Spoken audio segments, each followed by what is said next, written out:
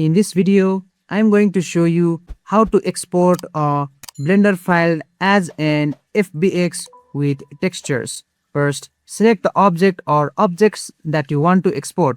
This is important if you don't want to export the entire screen. So I'll just select it and click on A to select all like so. And after selecting, I'll just go to File and go to Export.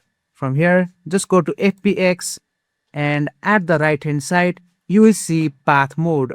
Just click on the drop down for path mode and make sure to set it as copy, and you will see a little embed texture icon.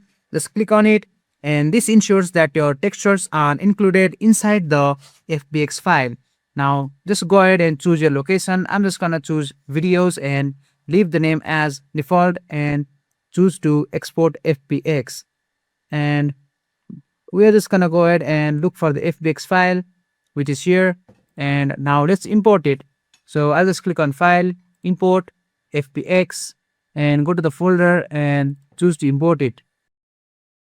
And as you can see, we have successfully imported our FBX file from our computer. And that's it. That's how you export an FBX file with texture in Blender. Thanks for watching, and I'll see you in the next one.